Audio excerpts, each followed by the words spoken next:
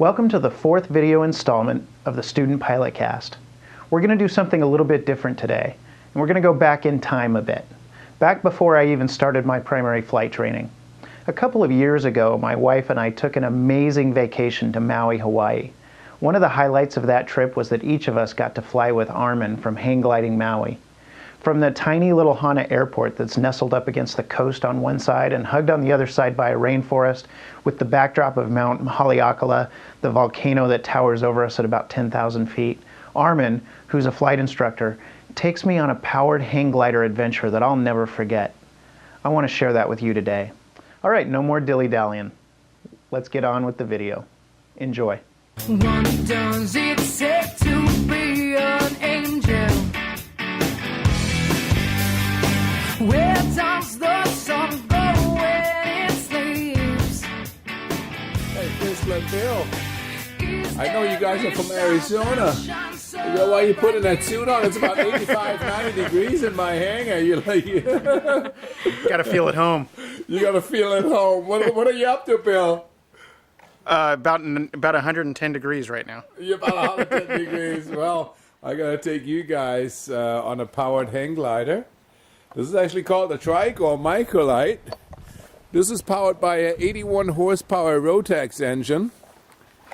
And the Rotax engine got dual carburetor, dual ignition. Pretty clean looking, yeah? And then, you know what this is down here, Crystal? This is your ballistic parachute.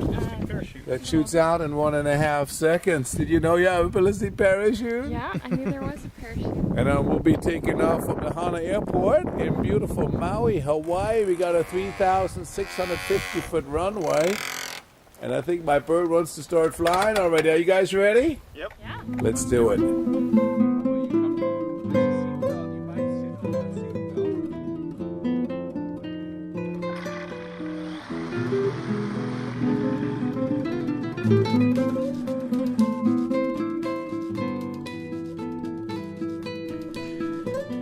We were on our way, and I was excited. I hadn't flown in a small plane for about 6 or 7 years, so I was definitely excited about that.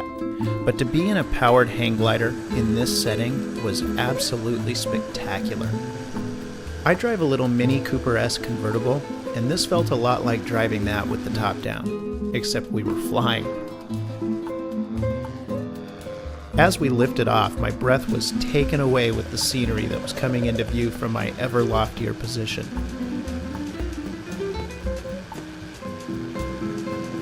I had told Armin that I wanted to treat this more like a lesson and less like a sightseeing tour, but all of that went out the window for a bit as soon as I started looking around. Just enjoy the scenery here for a little bit.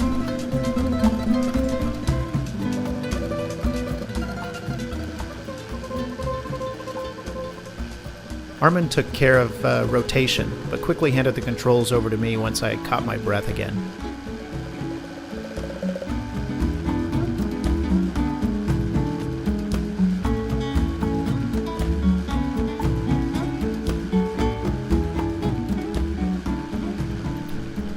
That's Haleakala, shrouded in clouds there behind us. And you can see the airport there just off to our left.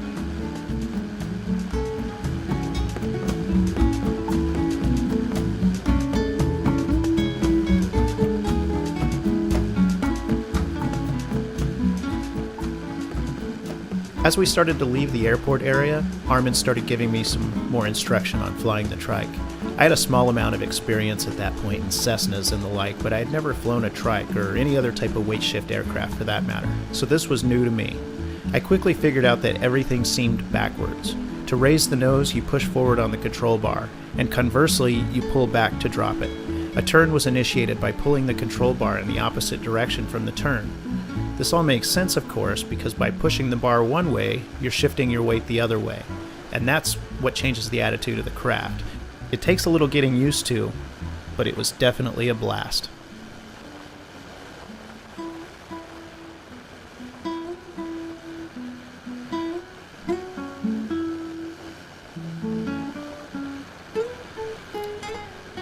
As we began to climb over the mountains and canyons a bit, it got pretty turbulent, so Armin took over a few times.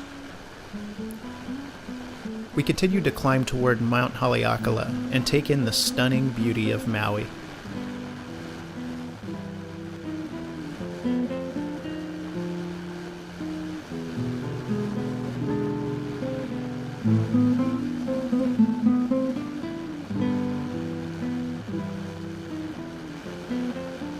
As you can see, the terrain on Maui is quite varied. We're flying at this point over some of the canyons and valleys that make up the rainforest area.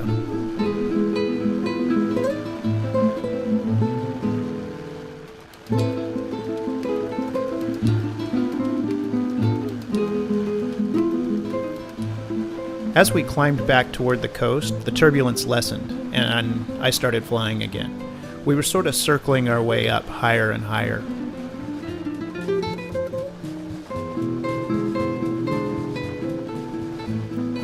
We had a broken cloud layer at about 3,500 feet, and as you can see from the video, we were picking our way through them.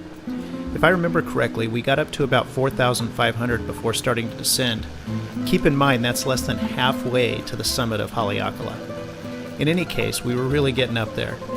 And one thing that stuck out is how chilly it got. It was high 80s, maybe low 90s at the Hana airport, and putting that insulated flight suit on was not pleasant. It was really hot.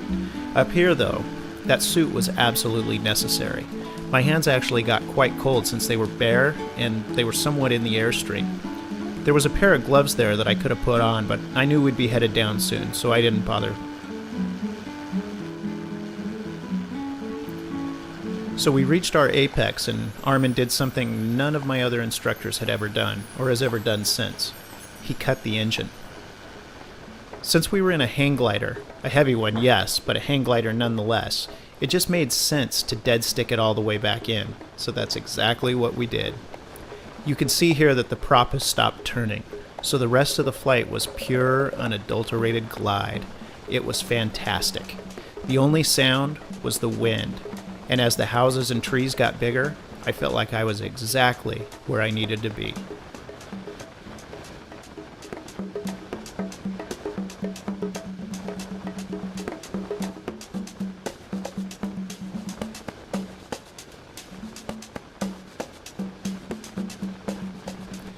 We spiraled our way back down, and Armin helped me make my first real engine-out approach. It felt like this thing could fly forever. We were on a left base as Armin guided me onto final.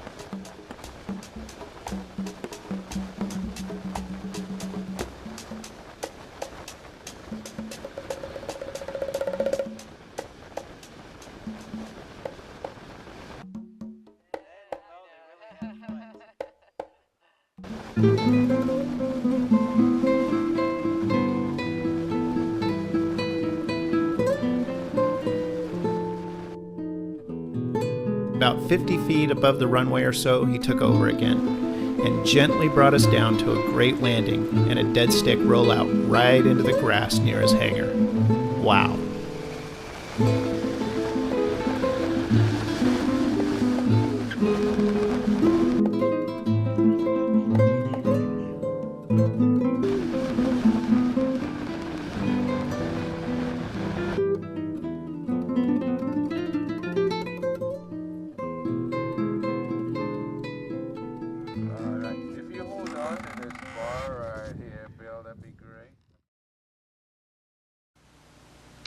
I hope you enjoyed this little special edition Student Pilot Cast video, Flight over Hana. I've been dying to share this footage for a couple of years now, so I appreciate the opportunity to share it with you. Remember to follow me on Twitter if you'd like, twitter.com/BillWill, that's BILLWIL. Or if you want to contact me directly, visit the website at www.studentpilotcast.com or simply send me an email to bill@studentpilotcast.com. Thanks for watching, and let's get out there and fly.